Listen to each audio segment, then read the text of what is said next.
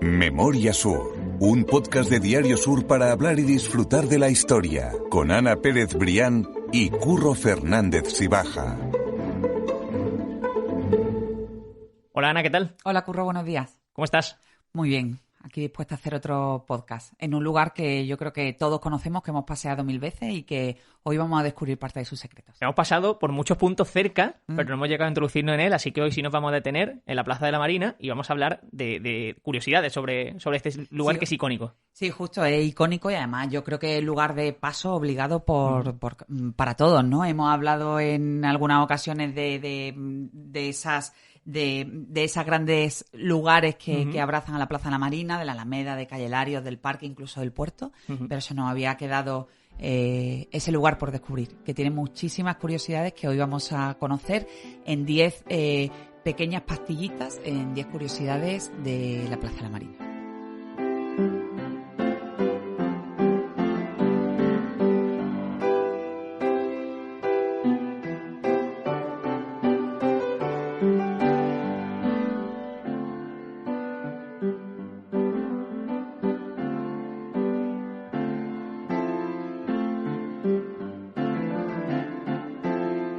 Simplemente por poner un poco en contexto, como decimos, vamos a hablar de curiosidades, no vamos a hacerlo de forma cronológica como otras veces.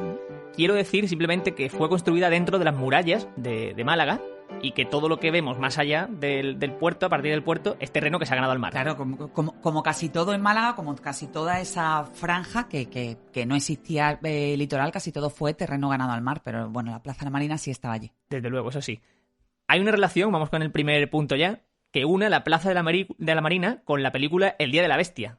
Si quieres contarla, la une ya con ella. La une con el Día de la Bestia, la une con el Parque del Retiro de Madrid, la une con los grandes rascacielos norteamericanos. ¿Por qué? Porque la Plaza de la Marina, por su cercanía con el puerto, bueno, por los diseños arquitectónicos que se fueron sucediendo entre sus 4 paredes, y podemos considerar a la Plaza de la Marina como un lugar cerrado que empieza y acaba, pues fue un lugar de enorme intercambio cultural y de un poco de recepción de todas esas disciplinas que venían de fuera. Y efectivamente uno de los lugares más curiosos que la gente podrá conectar y que incluso alguna vez ha dicho, ostras, pues este edificio se parece, es el que conecta en concreto el Hotel Málaga Palacio con el Día de la Bestia. ¿Por qué con esa película en concreto? Bueno, pues porque uno de los iconos de esa película es el edificio Capitol de Madrid, ¿no? Uno de los más icónicos con esa especie de proa en el triangular, un edificio triangular, y que de hecho la construcción del Hotel Málaga Palacio se basó y se inspiró en ese edificio icónico de Madrid, que convirtió en un símbolo Alex de la Iglesia con su película El Día de la Bestia. Hablaba también de que hay conexiones de la Plaza de la Marina con el Parque del Retiro de Madrid. ¿Por qué? Pues porque las columnas de entrada al puerto están inspiradas en la entrada en el pórtico de ese Parque del Retiro de Madrid, y unos metros más hacia la calle Lario, el edificio de la Equitativa, que todos conocemos y que en breve que ya se están ejecutando las obras para darle un nuevo uso y para que sea un hotel, pues fue inspirado efectivamente en esos grandes rascacielos de Manhattan, pero con un sello acercado a nosotros porque también tenía inspiración pues de la arquitectura andalusí, ¿no? Eso es, entonces, esa plantas, mezcla, ¿verdad? Sí, justo esa mezcla, ese eclecticismo es lo que le da el sello de identidad propio al edificio de la Equitativa. Además hay también un nexo entre el edificio, la sede hoy de Unicaja, y la Plaza de Toros de Ronda, ¿verdad? Que es en esa portada, con esa forma, en ese balcón que asoma. Sí, efectivamente, es una reproducción casi exacta de esa entrada a la Plaza de Toros de la Maestranza de Ronda, con su frontón partido y su balconcillo. Entonces, bueno, yo creo que esa primera curiosidad ya te puedes echar un rato en la Plaza de la Marina dirigiendo tu mirada hacia el norte, hacia el sur y hacia los lados para ver esas similitudes, ¿no? Desde luego que sí. La segunda, hablabas tú antes de esas columnas que asoman en el puerto y que son otras manquitas, por llamarlo así, dentro de la ciudad. ¿Pero por qué se dice eso? Sí, efectivamente, porque cuando se construyeron las cuatro columnas de entrada al puerto, el proyecto inicial lo firmaba el arquitecto Manuel Muñoz Monasterio, y en ese proyecto las columnas iban rematadas por unos enormes jarrones de flores, incluso con esculturas. ¿Qué ocurrió? Que se vio que aquel final acabado, de columna, claro, aquel acabado iba a ser bastante complicado de conservar. Y además también se daba la circunstancia, como en otras muchas ocasiones hemos hablado, del tema económico. Eso es. De que no se llegaba lo suficiente para terminar el proyecto como fue concebido. Y por esa circunstancia, por esa falta de financiación y por esa dificultad para la conservación, pues al final esas 4 columnas se quedaron terminadas absolutamente en horizontal, cerradas completamente, y se les conoce también eso como las segundas manquitas de Málaga, que yo creo que es un dato que es muy desconocido, pero curioso de conocer hoy. Yo desde luego no lo sabía, pero bueno, igualmente sigue siendo ahora también una insignia de Málaga muy reconocible del puerto, así que aunque no estén acabadas, el resultado sigue siendo muy bonito. Déjame que te cuente yo la tercera, que bueno, estamos enumerándolas porque esto está recogido en un artículo que tú escribiste y que vamos a dejar como siempre en las notas del podcast. Solo tienen que bajar la pantalla, pinchar el enlace y disfrutar tranquilamente de este artículo. Pero como te decía, déjame que te cuente yo la tercera y déjame que te diga por qué en la Plaza de la Marina siempre es Navidad o siempre se puede decir que es Navidad. Y esto tiene cierto truco y se debe a que el edificio Unicaja, del que hablamos hace un segundo, tiene en la cima un conjunto escultórico que es la Sagrada Familia, o sea, San José, la Virgen y el Niño Jesús. Antes, este era el emblema de la caja de Ronda, que era precisamente lo que era Unicaja antes de ser Unicaja, la caja de ahorros de Ronda. Entonces, esa Sagrada Familia, que era la imagen de esa caja de ahorros, es esa figura del portal de Belén que recuerda entonces a la Navidad, y por eso en la Plaza de la Marina podemos decir hipotéticamente que siempre es Navidad, exactamente. Sí, es verdad, una escena muy bonita que remata el edificio y que bueno, si te fijas, yo creo que se ve con bastante exactitud, porque además el conjunto escultórico es bastante grande. A mí ese edificio particularmente me encanta. Sí, es muy bonito. Muy elegante y da una vista de Málaga, digamos, del puerto que es muy, muy, muy elegante. Toda esa fachada yo creo que es muy bonita, muy bonita y muy elegante. Esa llegada al puerto de Málaga, esa salida por la puerta cercana a las 4 columnas, una vez que recorre el Palmeral de la Sorpresa, es muy, muy bonita. Es que también yo invito a la gente a ver Málaga con ojos de turista, en el sentido de eso, de que todas las cosas que damos por hecho y que estamos acostumbrados, realmente a mucha gente le hace abrir los ojos, y una de ellas es ese entorno. Vamos con la cuarta curiosidad, si te parece, que nos habla precisamente del rey Alfonso XIII, que visitó esta plaza en 2 ocasiones.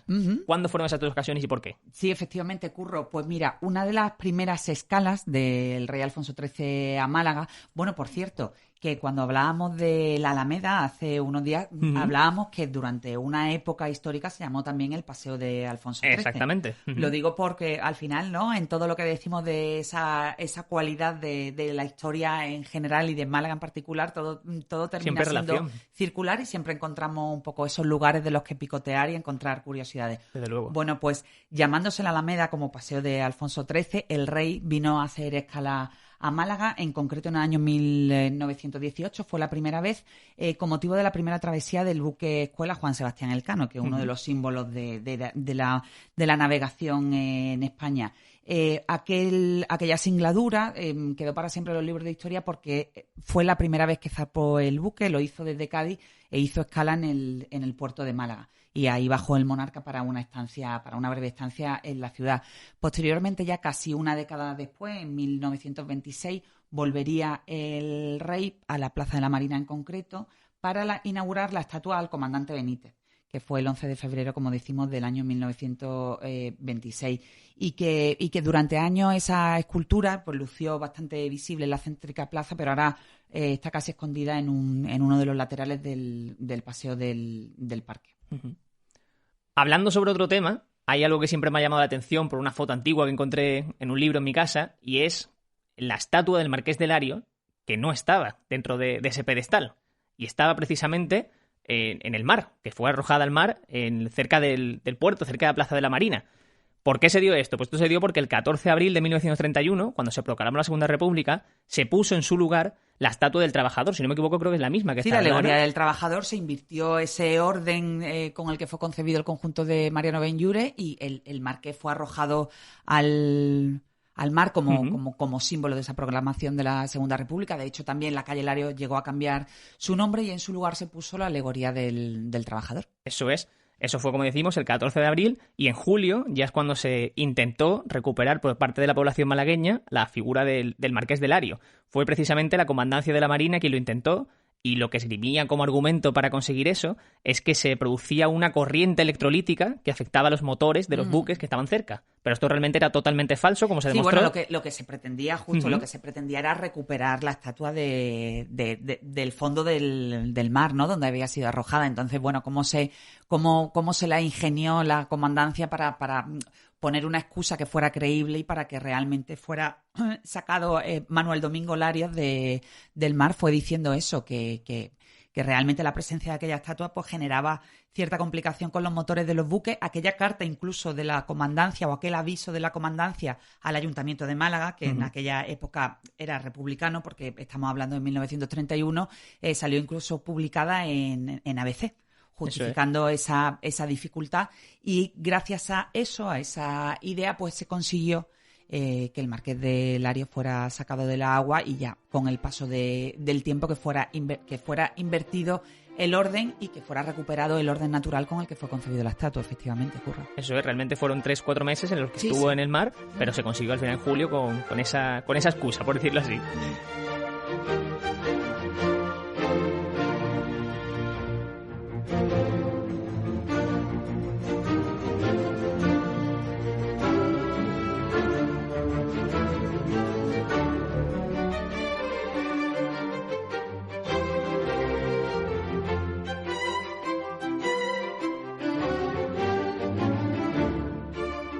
Vamos con otra curiosidad, y es que justo en la Plaza de Marina estuvo también uno de los primeros teatros de la ciudad de Málaga.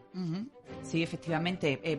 Bueno, la Plaza de la Marina como lugar que casi siempre ha estado ahí, ¿no? Porque hablamos de la Alameda, que se hizo con posterioridad, de Calle Larios, del Paseo del Parque, pero sí que realmente la Plaza de la Marina era el lugar de llegada de los buques a puerto. Era la parte de entrada a la ciudad y bueno, y como lugar de referencia y como lugar de acogida, pues muchos de los grandes lugares de la época, las posadas, los teatros, se asentaban allí, las cafeterías. De hecho, el primer café de la ciudad, que tenemos que hacer, por cierto, Curro, un podcast sobre las cafeterías legendarias en Málaga, que lo haremos en pocas semanas. Pues el primer café de la ciudad estuvo allí, y también el primer teatro que abrió sus puertas en la ciudad estaba allí. Aproximadamente estaba en la zona donde hoy se extiende la calle Molina Larios. Y bueno, sobre curiosidades de aquel primer teatro que abrió sus puertas en la Plaza de la Marina, cuentan que uno de sus visitantes más ilustres fue José I Bonaparte, conocido por todos por Pepe Botella, que en el año 1810, durante una visita precisamente a Málaga, se alojó en el Palacio de Trinidad Grun, cercano también, y bueno, con esta estancia pues quiso sofocar esos ánimos que había en la ciudad por el desarrollo de la Guerra de Independencia, y fue a visitar ese teatro a disfrutar de una de sus funciones. Muy interesante. Hay otra curiosidad, vamos con la número 7, que es que los muelles de Málaga tienen nombres propios, que es algo que yo no conocía. Quizás ahora ponemos muy fácilmente el nombre del Muelle 1 y Palmeral de la Sorpresa, pero yo ahí me quedo, desde luego. Sí, yo tampoco. De hecho, ya últimamente no se ha puesto, ha sido el caso del Dique de Levante, o bueno, sí, se pone el Dique de Levante, pero anteriormente sí que es cierto que cada muelle iba conocido con el nombre de la persona que había sido la responsable o que había tenido una importancia básica en la construcción de ese muelle. Pues mira, por darte algunos detalles, Muelle 1, que todos lo conocemos así desde hace unos años, se llama en realidad el Muelle de Ricardo Gros. Ricardo Gros era el hermano de Eugenio Gros, más conocido porque también tiene una gran avenida en Málaga. Eso es. Y Ricardo Gros llegó a presidir la Junta de Obras del puerto y fue también el impulsor del Museo de Málaga y de la actual Congregación de Mena, de la que fue hermano mayor en 1915. En agradecimiento a esa labor que hizo como presidente de la Junta de Obras del puerto, se le puso su nombre a lo que hoy conocemos como Muelle 1. El Muelle 2, que todos conocemos como el Palmeral de la Sorpresa, se llama en realidad Muelle del Marqués de Guadiaro. El Marqués de Guadiaro era Carlos Larios y Martínez de Tejada, que fue senador y fue hermano también de Martín Larios, que fue ese primer Lario del que ya hemos hablado, que vino de La Rioja, del Valle de Cameros, y que fue un poco el que puso el germen y ese impulso a toda la industria esplendorosa de la familia Larios. Y recordar que Martín Larios fue el primer marqués de Larios, y el de la estatua de la que acabamos de hablar fue su hijo, Manuel Domingo. Eso es, que siempre está bien recordarlo. Después, otro otro gran hombre de Málaga que lleva el nombre, que le da nombre al Muelle 3, Antonio Cánovas del Castillo, que está justo el Muelle 3 está justo a la entrada del puerto, donde comienza a ganarse terreno al mar, bueno, en recuerdo a este político e historiador malagueño que fue presidente del Consejo de Ministros durante la mayor parte del último cuarto del siglo XIX. Eso es. Y después uno de los más conocidos, que sí quizás se le conoce, que uno de los pocos que conserva el nombre original del muelle, el Muelle Heredia,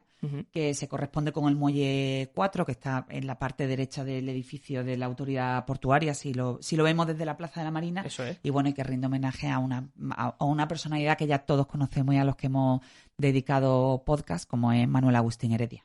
Eso es, vamos a dejar, como siempre, en las notas del podcast también otros podcasts relacionados para que sepamos que de todo lo que estamos hablando hay temas que ya hemos tratado y que quizás a la gente le apetezca escuchar y que sería igualmente interesante.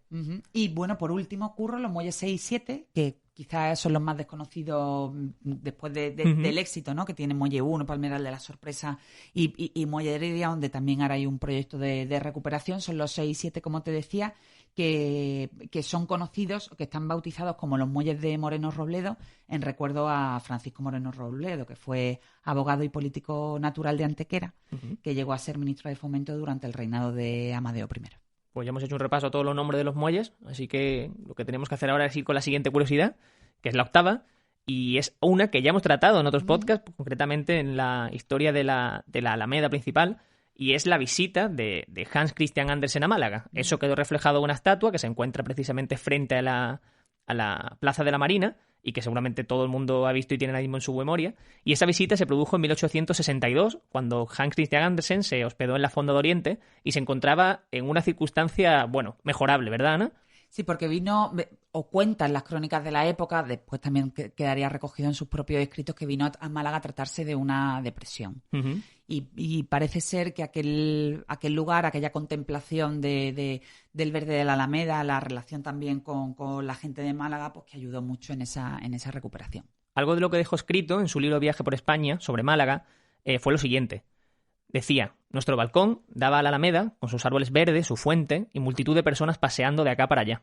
Disfrutábamos de la vista del puerto y del mar. Todo el mundo parecía alegre, como si la vida mostrase solo su lado agradable. En ninguna parte de España me sentí tan feliz y tan en casa como en Málaga. Que son unas palabras que ya lo hemos dicho alguna vez. Sí, efectivamente, y sigue las costumbres de su gente, ejemplares. Su temperamento, el ancho del mar, todo ello tan necesario y tan rico para mí, lo encontré allí. Dice, y es más, encontré algo todavía más importante, gente amable y comprensiva. O sea que yo creo que supo captar bastante bien ese carácter, sí. ¿no?, que nos define a los malagueños de ciudad abierta y acogedora. Una campaña de turismo inmejorable, desde luego. La novena curiosidad es que hubo una novedad vial, ¿verdad?, en la Plaza de la Marina, ese entorno. Sí, porque allí justo también lo comentábamos cuando hacíamos el podcast de la Alameda, en ese entorno se colocaron los primeros semáforos de la provincia. Bueno, y aquello fue una revolución porque servía para regular el tráfico no solo de los coches, sino de los peatones. Los primeros se pusieron en el entorno, efectivamente, de la Plaza de la Marina y la Alameda a finales de la década de los 50.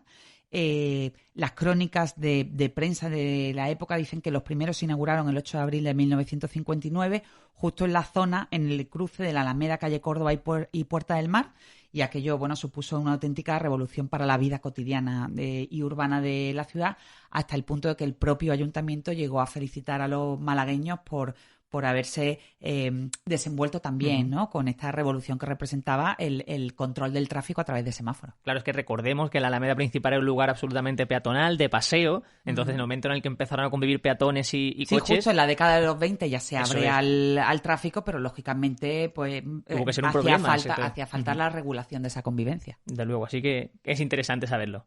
Acabamos ya con la última curiosidad, y es que la bandera malagueña que ondea en la Marina no es precisamente la verde y la morada, que yo de esto no tenía ni idea, Ana. Justo, todos tenemos esa visión, ¿no? Y además incluso hay canciones populares que dicen la bandera malagueña verde y morada. Exactamente. La bandera malagueña efectivamente es verde y morada, pero existe otra bandera que aglutina pues esos 103 municipios de la provincia de Málaga y que ondea en lo que sigue siendo el edificio de la Diputación, ¿no?, pero que era la sede central hasta que se abrieron la nueva sede en Calle Pacífico, que sigue estando allí, y que es una bandera, pues eso, la bandera de la provincia de Málaga, que es blanca y azul. Eso es, que yo no tenía ni idea, la verdad. Creo que también, si no me equivoco, es la bandera portuaria, ¿no? La bandera marina, eso es. Y me llamó mucho la atención porque no tenía ni idea. Así que por ahí pueden venir también los colores del equipo de fútbol. Sí. Así que ahí tenemos la... Puede ser, bueno, el color blanco y azul son colores muy de Málaga, ¿no? El azul y el blanco. Desde luego que sí. Déjame para acabar que te cuente una cosa que ocurrió ayer en Twitter y que me llamó mucho la atención, y es que precisamente uno de los seguidores que nos ha escrito muchas veces porque nos oye y le gusta lo que hacemos es José Manuel Leiva. Es un chico malagueño que es historiador y precisamente ayer puso una foto en Twitter, que dejaré también el enlace a ese tweet en las notas del podcast, para que adivinásemos dónde era el lugar en el que estaba. Yo no tenía ni idea, era un lugar así como muy... en un interior de un edificio, pero muy majestuoso, muy, muy elegante. Y era precisamente el interior de ese edificio del que era la sede de la Diputación de Málaga. O sea que es una cuenta de Twitter de un seguidor que tenemos y que invito a seguir porque es historiador y es muy interesante, y es @JoséLeivaAldea. Quiero agradecerle, por supuesto, los mensajes que nos manda siempre. Claro. Y además recomendar su cuenta de Twitter, que es un historiador malagueño que comparte cosas sobre la ciudad que son muy interesantes. Al final todo suma y siempre hemos dicho desde el principio que comenzamos estos podcasts, creo que ya llevamos hace el número 14, que bueno, que al final que queremos que esto se convierta en un punto de encuentro porque sabemos que la historia de Málaga gusta, nosotros somos los primeros enamorados y enganchados a esa historia y bueno, y lo que queremos es hacer comunidad, ¿no? Entonces todas esas iniciativas y todos esos mensajes y todas esas invitaciones son muy bienvenidas. Desde luego que sí. He puesto solamente el nombre José Manuel Leiva, pero son muchos más. Agradecemos a los que siempre comparten y nos escriben y que esperamos que sigan ahí porque nosotros disfrutamos tanto como ellos, seguro. Absolutamente. Que mil gracias, Ana. Nos quedamos citados para la semana que viene a contar más historias de Málaga. La semana que viene seguiremos con los paseos, Curro. Memoria Sur es un podcast de Diario Sur. Escucha un nuevo episodio cada semana en iVoox, Spotify, Apple Podcasts y consulta las referencias de este episodio en diariosur.es.